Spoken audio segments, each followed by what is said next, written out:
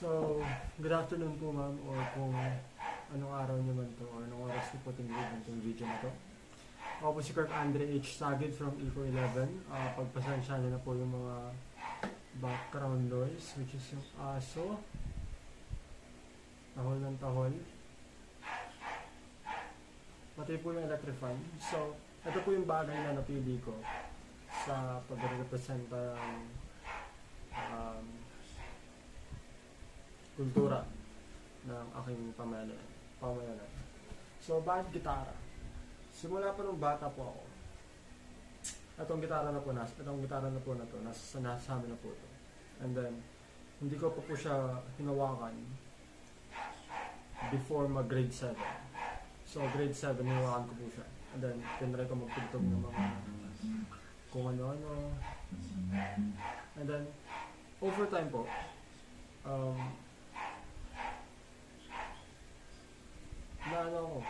parang nagustuhan ko siya. Yung tunog.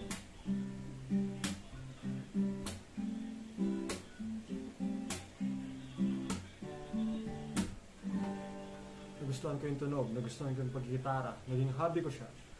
And simula po noon, dinadala ko po siya sa eskwelahan.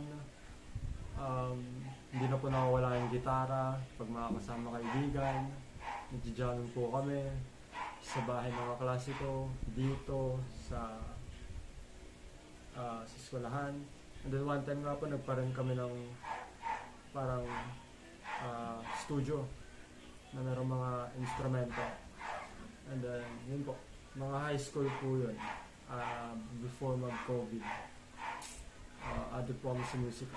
Actually, isama po kami sa tournament, kaso parang ano po siya, Battle of the Christian Bands, which is papaglaban-labanin ng mga band. Dapat kasama kami doon, kaso nagka-COVID. So, hindi na pala yun. And then, nirepresenta po nito yung kultura ko kasi dito na po ako lumaki. Grade 7, medyo bata-bata pa yun. Nung nag-start ako.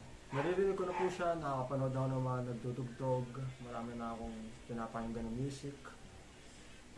Bukod po sa gitara, nag-drums ako,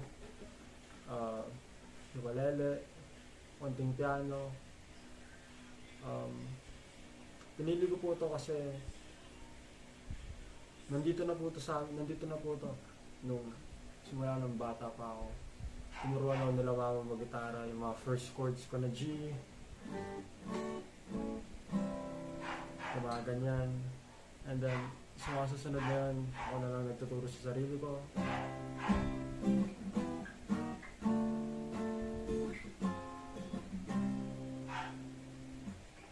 So, yun po.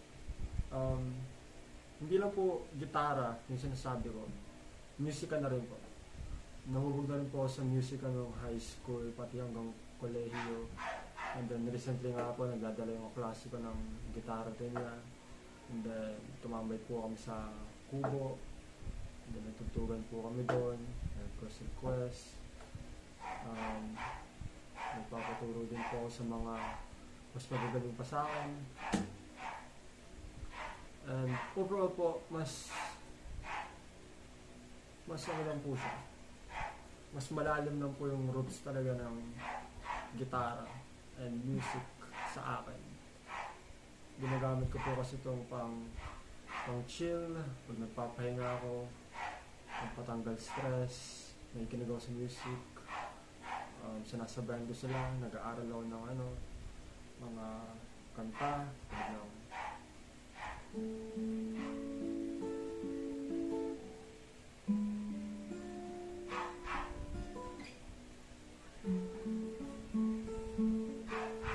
ngayon po hindi pa masyado siya pero pinapractice ko po siya.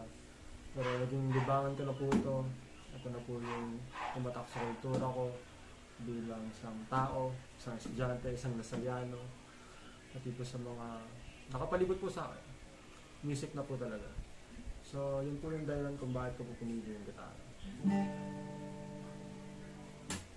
Thank you po, ma'am.